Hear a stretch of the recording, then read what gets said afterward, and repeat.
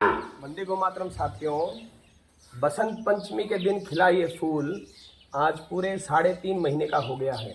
आप देखें थरपारकर के अंदर आज विश्व स्तर के ऊपर अगर इसको गिने तो आज थरपारकर गोवंश की शुद्धता में किसी से कम नहीं। बात करेंगे इसके गल कंबल की। देखिए इसके ट्विन चिन्ह है यहाँ पर, जैसे कि 2 चिन्ह निकलती है, यानी कि यहाँ से जो थोड़ी निकलती है इसकी बात करते हैं। गल कंबल में देखिए इसका कोई सानी नहीं। अगर हम इसके फोरहेड की बात करें तो आप देखें कितना सुंदर इसका फोरहेड। और अगर कान की बात करें, कानों की बनावट आप देखिए कितने लंबे सुंदर कान इसके जो है, कान इतने सुंदर हैं इसके, बड़े बड़े से कान। गोटी की बात करें तो देखिए ओछी गोटी जिसको हम कहते हैं। ठुमरी की बात करें अभी से इतनी उम्र में, मतलब 3.5 महीने का ये गोवंश। अब इसकी तैयारी ये चल रही है कि इस वर्ष ये भी सर्वश्रेष्ठ गोवंशों में से एक होगी। इसकी माँ जो आरती है, जैसा कि आप सब जानते हैं, 23.25 उसका राष्ट्रीय उत्पादन है दूध का। लेकिन ये अब अपनी माँ का पूरा दूध पी रही है। अब से 1.5 महीने पहले तक ये अपनी माँ का पूरा दूध नहीं पी पाती थी, लेकिन अभी अपनी माँ का पूरा दूध पीती है। और आपको जानकर अचंभा होगा कि अपनी माँ का दूध पीने के साथ साथ ये दूसरी किसी भी माँ के नीचे जाके लग जाती है। इसकी जो आदत है इस तरह से कि ये दूसरी माँ के नीचे भी पी रही है। उसके कारण जो आप इसका पूरा जो ये शारीरिक विकास देख रहे हैं, आप इसको देखें। अगर हम इसकी थुम्बी यहाँ पर जैसे भंवरा दिखाएं तो इसका भंवरा देखिए बिल्कुल अपने थुम्बी के नज़दीक। ये थोड़ी असहज हो रही है क्योंकि आज इसको बांधा है। आप थुम्बी भी इसके देखिए, इसका सुंदर इतनी गोलाई लिए भी थुम्बी है। अगर कंबल में जैसे हम सल देखते हैं, देखिए शरीर में जैसे सल होते हैं, एक गाय जो पूरी गादी से भरी हुई होती है बुरी तरह से, जिसको कहते हैं एकदम भरा पूरा हृष्ट पुष्ट शरीर, उसमें कोई कमी इसके अंदर नहीं है। नीचे की लेवटी की बात करें तो आप इसके नीचे लेवटी देखिए कितनी गहरी बड़ी लेवटी। आज के समय में एक 3.5 साल की बच्ची का इस तरह की लेवटी का विकास, इस तरह से गल कंबल का विकास और इसका शारीरिक विकास, इसकी सुंदरता, विश्व में इसका कोई सानी नहीं।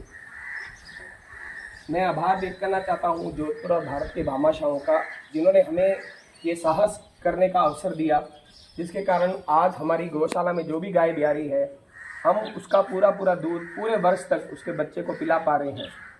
इसी तरह से अगर भामाशाह आगे आते हैं, समाज सेवी आगे आते हैं, गौ प्रेमी सेवी आगे आते हैं, जो ये जानना चाहते हैं कि भाई हमारी पुरानी गोवंश कैसी हुआ करती थी, नस्ल की शुद्धता कैसी हुआ करती थी, एक बार त्याग करके साहस करके हम लोगों को बच्चों को उनकी माँ का पूरा दूध पूरे वर्ष तक देना पड़ेगा, ताकि नस्ल की शुद्धता पुनः प्राप्त की जा सकेगी। आज किसान इतनी हिम्मत नहीं करता कि चारों थन का दूध पिला दे, लेकिन गौ संवर्धन के केंद्र जो होते हैं या गौशालाएं होती है, कुछ गायों पर प्रयोग कर कर उनकी माँ का पूरा दूध बच्चों को पिलाकर उनकी शुद्धता को पुनः प्राप्त किया जा सकता है। इस प्रकार के नंदी भी होंगे तो आप कल्पना करिए कि किस तरह की संतति को वो जन्म देंगे। आज जो ये बछड़ी है, जब ये बड़ी होगी 3 साल की होगी, तो थरपारकर गाय मूलतः कैसी दिखा करती थी, कितनी सुंदर हुआ करती थी, उसका कितना विशाल गल कंबल होता था, कितनी गहरी उसकी लेवटी होती थी, उसके दूध का बर्तन कैसा होता था, उसके थन कैसे होते थे, उसके कान कैसे होते थे, थरपारकर की आंखें कैसी होती थी, हम आज कल्पना ही करते हैं। लेकिन इस बछड़ी के माध्यम से हम पूरे देश के सामने थरपारकर की ट्रू पिक्चर, यानी वास्तव में देखिए थरपारकर ऐसी हुआ करती होगी। लेकिन इसके लिए वही बात कि हमको वर्ष भर इसकी माँ का पूरा दूध इसको पिलाना पड़ेगा, और साथ साथ में इसकी माँ को भी भरपूर पोषण प्रदान करना पड़ेगा। अब इसकी माँ को भी विशेष डाइट देनी है और दूध के साथ साथ जल्द ही इसको भी बहुत विशेष डाइट देनी है। ये दोनों चीज़ें अगर हम कर पाएंगे तभी हम 5000 वर्ष पूर्व जो हमारी नस्ल की शुद्धता थी उसे पुनः प्राप्त कर पाएंगे। एक बार हाथ जोड़ के सभी गौ सेविकों से, गो प्रेमियों से करबद्ध निवेदन है कि आगे आएँ और इस तरह की हमारा जो विचार है कि 101 बछड़ियाँ और बछड़े देश को आने वाले सालों में समर्पित करने हैं। आप लोग आएंगे, संबल प्रदान करेंगे, सहयोग प्रदान करेंगे, तब इस तरह का साहस हम कर पाएंगे कि एक बार कुछ सालों के लिए हम पूरी तरह से दूध निकालना बंद कर लें, ताकि इस तरह के गोवंश खड़े हों।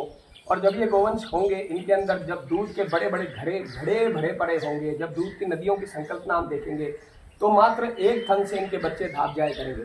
और वैसा हम हमेशा कहते हैं कि 2 थन का दूध हमारा नहीं होता है, 2 थन का दूध बच्चे का होता है और 2 थन का दूध किसान का होता है।